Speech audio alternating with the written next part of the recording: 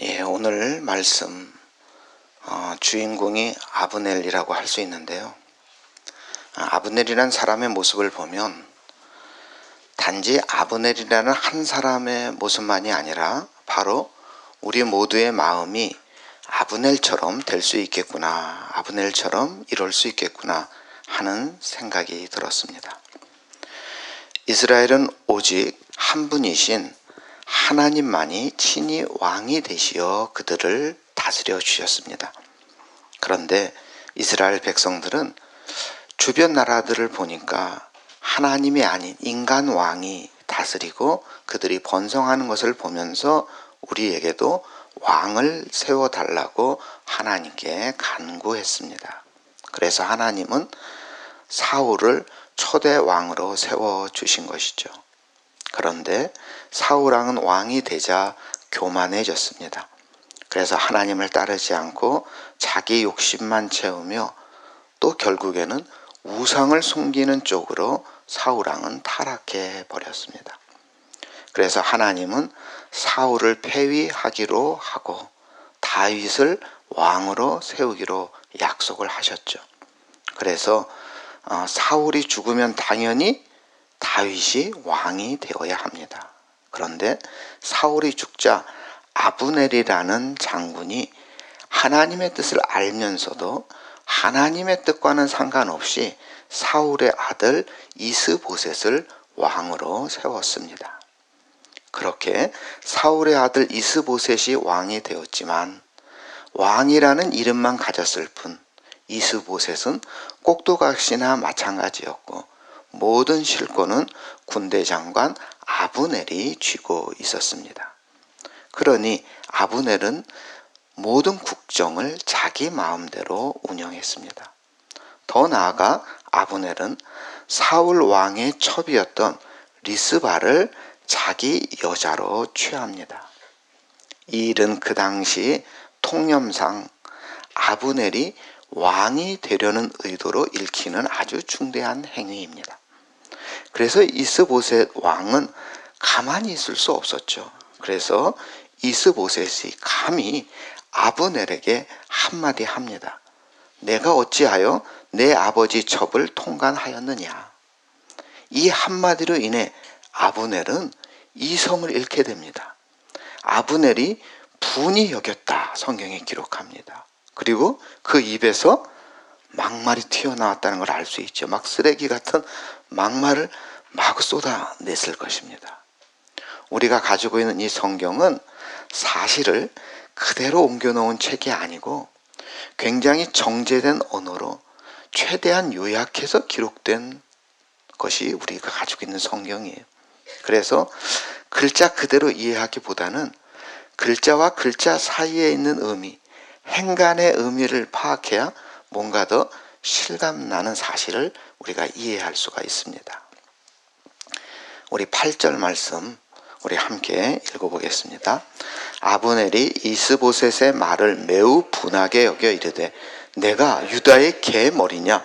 내가 오늘 당신의 아버지 사울의 집과 그의 형제와 그의 친구에게 은혜를 베풀어 당신을 다윗의 손에 내주지 아니하였거늘 당신이 오늘 이 여인에 관한 허물을 내게 돌리는 도다. 요 한 절 요 짧은 요 기록이요, 우리가 영화를 만들면 어마어마한 이야기가 될 겁니다. 여기 보니까 분이 여겼다 그랬고요. 그 다음에 너무 심각한 말이 나오죠. 성경인데 이런 말이 나온다는 굉장히 심각했다는 거예요. 내가 유다의 계머리냐.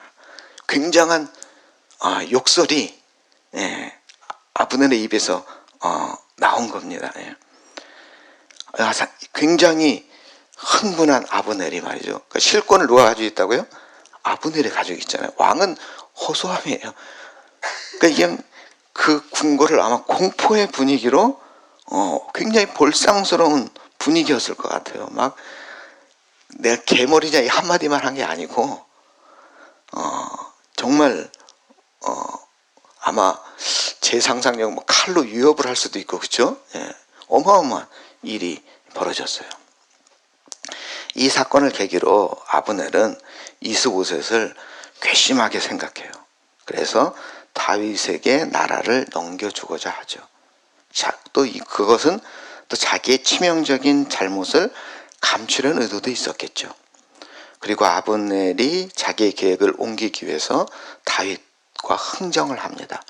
그리고 사울의 가문을 다윗에게 넘겨주기로 하고 돌아오지요.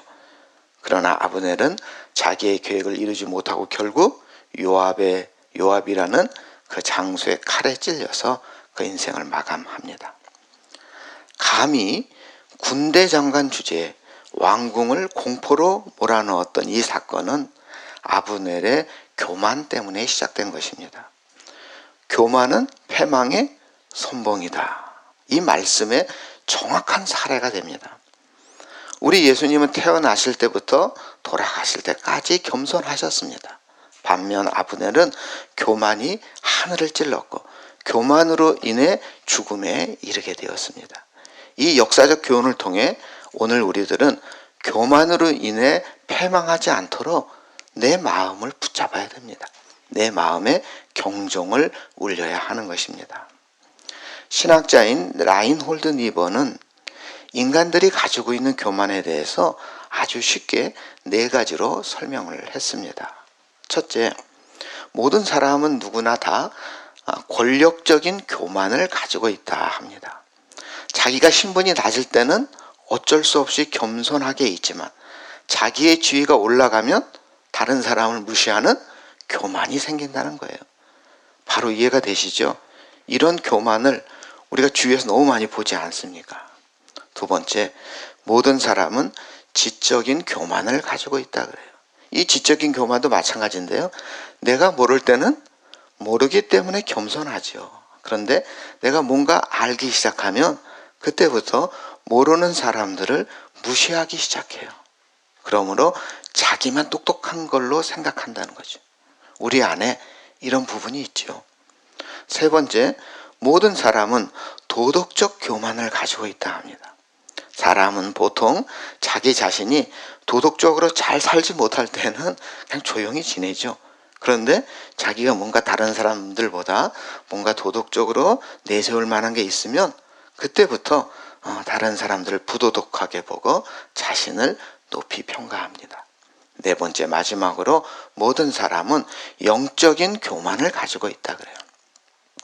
이 영적인 교만은 자기의 신앙적 행위라든가 우리가 기도한다든지 성경을 많이 읽는다든지 우리가 금식을 한다든지 봉사를 한다든지 등등 이런 신앙적 행위가 다른 사람들에 비해서 조금이라도 나은 점이 있으면 그것을 자랑하고 싶어서 견디지 못한다는 거예요. 그리고 자기만큼 따라오지 못하는 사람을 보면 은근히 무시하고 형편없이 보는 것, 이러한 영적인 교만을 우리가 가지고 있다는 거예요. 제가 목회 경험상 교회 안에 문제를 일으키는 사람은 대부분 어떤 사람들입니까? 영적으로 교만한 사람들이었습니다. 아니 초신자가 와서 사고 치는 경우 드뭅니다. 교회를 불나게 하는 경우 드뭅니다. 신앙의 연수가 오래되신 장로님, 권사님 이런 분들이 교회 내에 분란을 일으키는 경우가 대부분이었습니다. 그리고 이 라인홀드 니버는 이 교만의 증상이 암의 증상과 비슷하다 이런 얘기도 했어요. 여러분 암 어떻습니까? 암이 생겨도 처음에는 잘 우리가 모르죠. 우리 몸에 암세포가 점점 퍼지고 어느 정도 통증이 생길 때 보면 그때 의사를 찾아가면 보통 의사들이 굉장히 힘들다는 표현을 하지 않습니까? 교만이라는 병도 암과 같이 처음부터 자신이 교만하다, 나한테 이렇게 4가지 교만이 있다, 이런 거를 느끼는 사람은 없다 그럽니다. 만약 자기 자신이 교만하다는 것을 느끼는 사람은 교만의 병 쉽게 치료할 수 있겠죠. 그러나 자신이 교만하다는 것을 알아차리지 못하기 때문에 문제가 되는 것이죠. 우리가 2년마다 건강검진을 받듯이 자신이 교만한 사람은 아닌지 진단해 봐야 됩니다. 내가 스스로 한 일에 대해서 너무 우월한 감을 가지고 있지는 않은지, 분명 아브넬은 이스보셋을 사울의 뒤를 잇는 왕으로 삼았습니다. 그런데 엄격히 따진다면 이스보셋을 왕으로 세운 이유가 이스보셋을 위한 것이라기보다는 누구를 위한 것이었습니까? 자기 자신을 위한 것이었죠. 아브넬은 사울이 죽고 나면 다윗이 왕이 되어야 한다는 사실을 알고 있었습니다. 또 그렇게 될 거라는 것도 알고 있었습니다. 우리 9절 말씀 우리 함께 읽겠습니다. 여호와께서 다윗에게 맹세하신 대로 내가 이루게 하지 아니하면 하나님이 아브넬에게 벌 위에 벌을 내리심이 마땅하며. 아브넬은 하나님이 다윗을 왕으로 세우신 사실을 알고 있었습니다. 그럼에도 아브넬은 자신이 가지고 있는 그 권력, 군사력으로 이스보셋을 왕으로 세운 것입니다. 그러니까 아브넬은 하나님의 뜻을 알면서도 하나님의 뜻을 거역한 내란범입니다.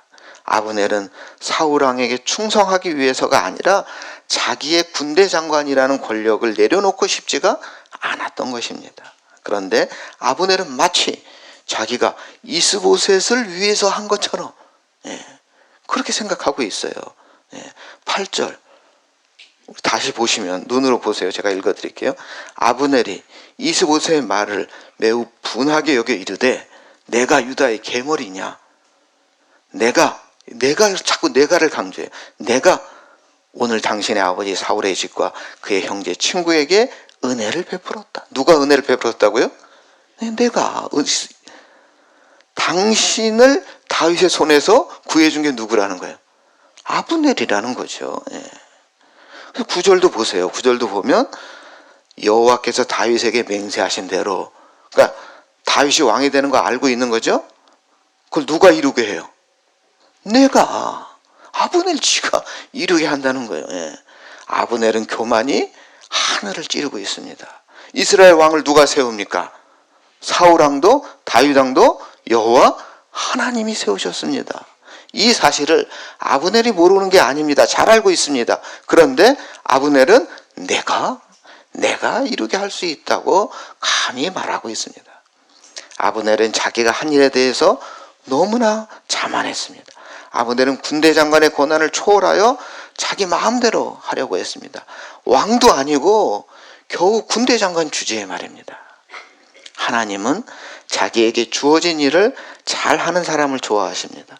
하나님이 주신 은사대로, 하나님이 주신 재능대로 열심히 하나님을 섬기기를 원하십니다. 그런데 자기의 직분을 뛰어넘는 교만은 패망의 선봉이라고 하셨습니다. 아브넬은 왕을 보좌하는 직책을 맡은 사람입니다. 그러기에 그가 정말 진심으로 이스보셋을 왕으로 세웠다면 왕을 보좌하는데 최선을 다해야 합니다. 그런데 아브넬은 왕을 보좌하는 자리에 있지 않고 왕보다 높은 자리, 왕의 머리 위에 앉아 있었던 것이죠. 이럴 때 교만이 극에 달합니다. 옳고 그름의 판단력이 흐려집니다. 그래서 아브넬은 여호와께서 맹세하신 대로 다윗이 왕이 되는 것도 누가 이룬다고요? 내가 이룬다고 말을 했죠. 다시 말해서 여호와께서 맹세하신 것을 이루게 할 능력이 누구에게 있다? 나에게 있다. 이렇게 감히 말했습니다. 아브넬은 이스보셋이 왕이 된 것도 모두가 다 자신의 공로라 생각했습니다. 내가 마음만 먹으면 또 당장 죽여버릴 수 있다는 거예요. 이것이 바로 힘과 권력을 내세우는 교만인 것이죠. 세상의 모든 것이 하나님의 주관 아래 다스려지고 있다는 것을 잊을 때 우리는 교만해집니다. 하늘에 나는 참새 한 마리까지도 하나님의 허락이 없이는 떨어지지 않습니다. 사실 아무리 권력이 있고 힘이 있는 존재라 할지라도 하늘을 나는 참새 한 마리도 떨어뜨릴 수가 없습니다. 참새 한 마리까지 주관하시는 하나님이 우리의 모든 삶을 주관하심을 잊어버리고 마치 내 힘으로 뭔가 할 수 있다고 착각할 때 우리는 교만해지는 것입니다. 혹시 우리 성도님들 다른 사람을 도와주었다면 그 도움의 손길은 하나님이 여러분의 손을 통해서 이루신 것이라 생각해야 됩니다. 이때는 문제가 생기지 않습니다. 그런데 내가 그 사람을 구제했다. 내가 했다고 생각하면 이는 교만이 나를 지배하는 것입니다. 아브넬은 내가 이스보셋을 왕으로 세웠고 이제는 내가 다윗을 왕으로 세울 수 있다고 교만에 빠진 것입니다. 이 생각, 사탄이 집어넣은 교만인 것이죠. 그러면 믿는 자들은 어떤 마음을 가져야 하겠습니까? 우리가 무엇을 한다 해도 그것은 내 힘이 아니라 하나님이 나를 통해서 일하신 것이라고 생각해야 됩니다. 그러면 내 공로를 내세우지 않게 되는 것이죠. 내가 잘못한 일에 대해서 누군가가 지적할 때 그것을 받아들이고 고치는 편이십니까? 아니면 그렇지 않습니까? 화를 내며 자기의 잘못을 시인하지 않고 고집을 부리는 그런 사람 많죠. 교만한 사람은 자기의 잘못을 시인하지 않습니다. 분명 아브넬은 사울 왕의 처벌을 자기 것으로 했기에 너무나 큰 잘못을 한 것입니다. 만약에 이스보셋이 왕으로서 힘이 있었다면 아브넬은 당장 사형이에요. 우리나라로 치면 삼족을 멸하는 그런 죄를 진 것입니다. 이 비슷한 일이 성경에 나와요. 여러분, 아도니아가 죽게 되는데요. 다윗 왕이 살아있고 솔로몬이 왕이 되기 직전에 아도니아라는 다윗의 넷째 아들이에요. 아도니아가 다윗의 넷째 아들인데, 첫째 아들은 이 암논이라는 사람인데 자기의 이복 동생 다말을 강간한 일로 인해서 압살롬에게 죽임을 당하죠. 그리고 둘째는 성경에 잘 활동 기록이 없어요. 아마 일찍 죽었던 것 같아요. 셋째 아들이 압살롬이에요. 셋째 아들은 반란을 일으켰다가 죽임을 당하죠. 그렇죠? 그리고 이제 누구예요? 넷째 아도니아가 드디어 자기가 이제는 왕이 될 거라고 생각했어요. 그래서 요즘으로 하면 인수위를 꾸려요. 예, 자기 지지하는 색 인수위를 꾸려서 뭔가 일을 벌이죠. 이 사실을 안 다윗 왕이 솔로몬을 왕으로 세웁니다. 한참 자기가 왕이라고 인수위를 꾸리고 일종의 파티를 벌이고 있다가 솔로몬이 다음 왕이라는 소식을 들은 아도니아와 그 모임에 함께했던 사람들이 어떻게 해야 돼요? 도망가야죠. 반란을 한 거니까. 그래서 도망을 갔는데 아도니아는 제단뿔을 잡음으로 면책특권을 받습니다. 예. 제단뿔을 잡으면 사면하는 그런 율법이거든요. 그래서 일단은 살아요. 그런데 이제 다윗이 죽기 전에 다윗이 이제 나이가 들어서 몸이 차가워지니까 젊은 처녀를 잠자리에 잘 때 같이 이렇게 품고 자게 하는 배려를 하죠. 그 처녀가 아비삭이라는 처녀인데 아도니아가 밧세바를 찾아가서 그 처녀를 자기한테 달라 그래요. 예. 비록 다윗 왕이 아비삭과 동침하지는 않았지만 다윗 왕을 시중 들던 후궁이에요. 그런데 그녀를 달라 그런 거예요. 즉 이 사건은 왕의 자리를 노리는 것과 똑같은 거라니까요.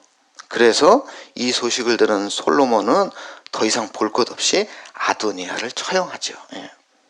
그런데 여러분, 아브넬은 아예 사울의 첩과 동침을 했습니다. 이미 왕의 자리를 넘본 것이고 이는 두말할 것 없이 반역의 죄에 해당하는 잘못을 한 것입니다. 그런데 자기의 잘못을 지적받은 아브넬이 어떤 반응을 보였어요? 자기의 잘못을 시인했습니까? 아니요. 왕궁을 어마어마한 공포 분위기로 만들었어요. 복수의 칼을 갈았어요. 자기의 힘을 이용해서 이스보셋을 망하게 하고 다윗을 왕으로 세우겠다는 계획을 세우죠. 교만의 극치를 보여줍니다. 이처럼 자기의 잘못을 보지 못하는 것이 교만입니다. 우리는 다윗이 간음죄를 지었죠. 거기다가 살인교사, 이건 살인과 똑같은 죄예요. 사람을 죽이는 것이 최고의 죄 아니에요? 살인교사는 똑같은 거예요. 어마어마한 죄를 지은 게 다윗이에요. 그런데도 우리 하나님은 다윗을 향해서 내 마음에 합한 자라고 말씀하셨어요. 왜냐하면 다윗은 자기의 잘못을 지적당했을 때 곧장 무릎을 꿇는 겸손한 사람이었기 때문입니다. 그런데 아브넬은 끝까지 자기의 잘못을 깨닫지 못했습니다. 이게 바로 교만이에요. 그는 자기의 교만대로 자기 마음대로 하다가 요압의 손에 죽임을 당해 비참한 인생으로 마무리를 했습니다. 아브넬의 하늘 모르는 자만심에 시작된 교만의 뿌리가 아브넬로 하여금 자신의 능력을 과신하게 했던 것입니다. 요압의 동생 아사헬이 자기를 죽이려고 막 뒤를 쫓아왔어요. 그러자 점잖게 타이릅니다. 그 정도로 아브넬은 자기의 능력에 대한 믿음이 있었어요. 그러니까 다른 말로 보면 자기 능력을 과신했어요. 아브넬은 교만했어요. 나중에 밝혀지겠지만 아브넬 없는 사울 왕가는 중심을 잃었고 너무나 쉽게 붕괴되죠. 확실히 아브넬은 사울 왕가를 떠받치고 있는 중추였으며 실세 중에 실세였던 것은 맞습니다. 다윗이 이스라엘을 통일할 수 있었던 것은 아브넬의 귀순 때문이었습니다. 아브넬이 이스보셋을 버리고 다윗 쪽으로 투항함으로써 다윗은 비로소 통일왕국의 왕이 될 수가 있었던 것이죠. 이처럼 아브넬은 분명히 난 사람이었습니다.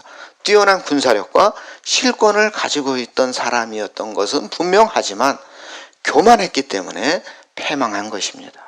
결국 아브넬은 동생 아사헬에 대한 복수심에 불타는 요압 장군에 의하여 암살당하죠. 교만에서 시작된 배신과 반역에 대한 대가를 톡톡히 치른 것입니다. 이처럼 자신의 능력을 과신하면 안 됩니다. 내가 강할 때 절대로 우리 주님은 역사하지 않습니다. 사도 바울의 고백처럼 내가 약할 그때에 곧 강해지는 것입니다. 내가 부족함을 절감하고 주님 앞에 무릎을 꿇을 때 그때 우리 주님은 역사하십니다. 교만의 골짜기로 올라가기는 쉬워도 겸손의 골짜기로 내려가는 것은 굉장히 어렵습니다. 그래서 우리는 매 순간마다 자기 자신을 점검하며 주님 앞에 무릎을 꿇어야 하는 것입니다.